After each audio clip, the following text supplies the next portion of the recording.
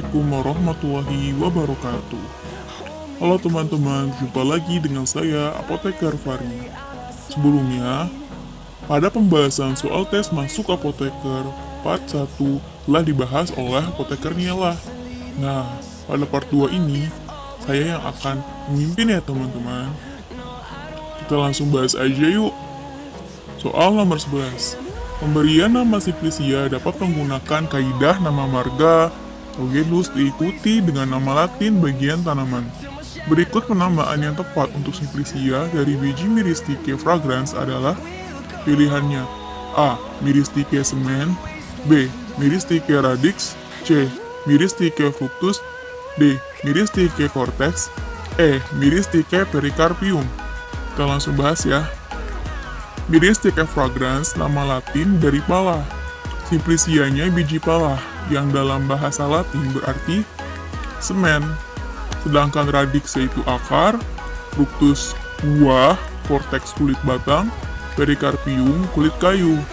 Jadi jawabannya adalah A ya teman-teman, semen. Soal nomor 12. Seorang apoteker sedang melakukan konseling kepada pasien epilepsi. Apoteker menjelaskan tentang penggunaan obat fenobarbital. Neurotransmitter apakah yang bekerja pada obat tersebut? Pilihannya: A. Asetilkolin, B. Dopamin, C. GABA, D. Noradrenalin, E. Norepinefrin.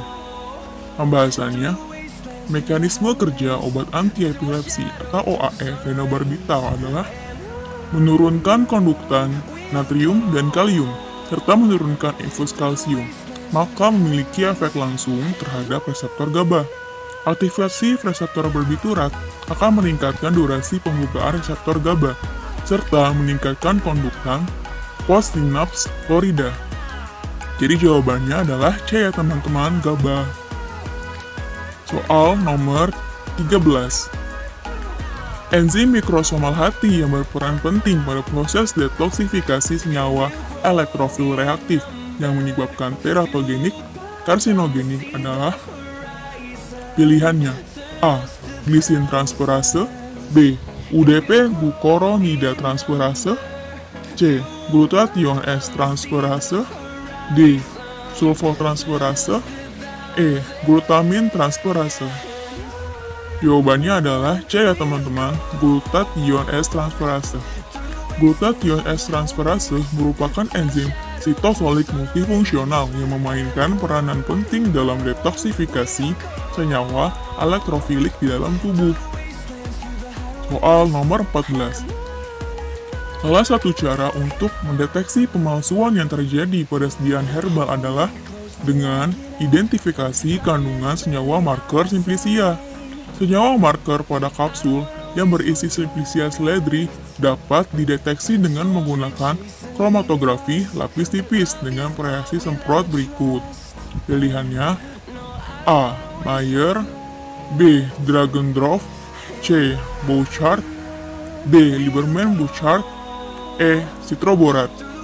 Pembahasannya ya teman-teman. Menurut Farmakope Herbal Indonesia atau FHI, apiin sebagai senyawa penanda atau senyawa marker dalam herba seledri dan dapat diidentifikasi dengan metode KLT menggunakan fase gerak toluen, butanol, asam asetat dengan perbandingan sebagai berikut ya. Serta penggunaan variasi semprotnya yaitu citroborat. Soal nomor 15. Apiin merupakan senyawa dalam tanaman seledri yang memiliki aktivitas sebagai A. Analgetik, B. Antipiretik, C. Antidiabetik, D. Antikoagulan, E. Antihipertensi. Jawabannya adalah apiin merupakan senyawa dalam tanaman seledri yang memiliki aktivitas sebagai antihipertensi. Jadi jawabannya adalah E ya teman-teman, antihipertensi. Soal nomor 16. Cara ekstraksi menggunakan pelarut yang selalu baru dengan mengalirkan pelarut melalui Simplicia hingga senyawa tersaring sempurna. Pilihannya adalah A. Maserasi, B. Sokletasi, C. Perkolasi, D. Reflux, E. Destilasi. Pembahasannya: 1. Maserasi.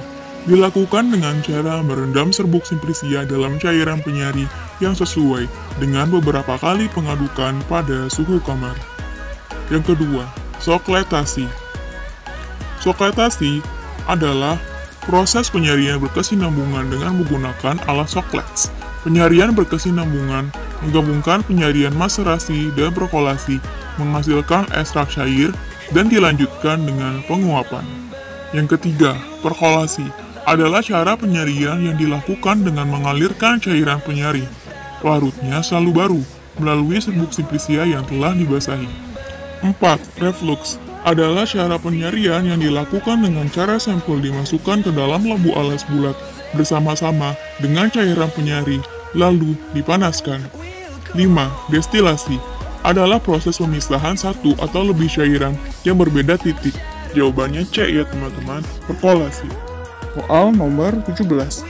Ekstraksi dengan menyari simplisia dengan air pada suhu 90 derajat Celcius selama 15 menit adalah pilihannya. A. Infusa, B. Dekokta, C. Kolasi, D. Sokletasi, E. Destilasi. Pembahasannya. Infusa adalah sediaan cair yang dibuat dengan menyari simplisia dengan air pada suhu 90 derajat Celcius sambil sekali-kali diaduk. Sedangkan dekokta, sediaan cair yang dibuat untuk mengekstraksi simplisia nabati dengan air pada suhu 90 derajat Celcius pada waktu yang lebih lama, yaitu 30 menit. Jadi jawabannya adalah A. Infusa. Soal nomor 18. Enzim sitokrom P450 sangat berperan penting pada proses metabolisme di hati untuk senyawa obat yang mengalami reaksi. Pilihannya A. Oksidasi, B. Asetilasi, C. Metilasi, D. Hidrolisis, E. Glukoronasi. Pembahasannya ya teman-teman. Proses utama dalam reaksi metabolisme fase 1 yang terpenting adalah oksidasi yang dikatalisis oleh enzim sitokrom P450 atau CYP monooksigenase dalam retikulum endoplasma atau mikrosom hepar. Jadi jawabannya adalah A. Oksidasi. Soal nomor 19.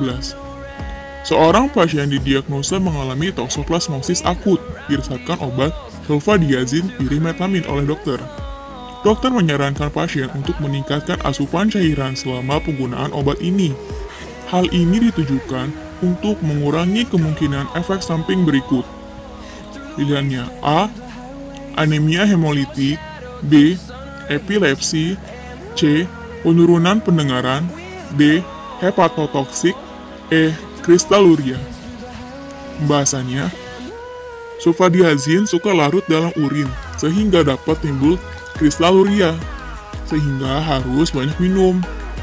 Jadi jumlah urin minimalnya yaitu 1200 ml. Jadi jawabannya adalah E. Kristaluria. Soal nomor 20. Glikosida pada tanaman ada yang berkhasiat sebagai obat jantung. Contoh simplisianya adalah pilihannya A. Biji jarak, B. Kayu secang, C. Minyak gandapura, D. Daun digitalis, E. Akar kelembang. Jawabannya adalah D ya teman-teman, daun digitalis. Sekian informasi yang dapat saya sampaikan. Tunggu ya teman-teman kehadiran video kami selanjutnya di part 3. Jangan lupa like, subscribe, dan komen ya teman-teman. Terima kasih. Assalamualaikum warahmatullahi wabarakatuh.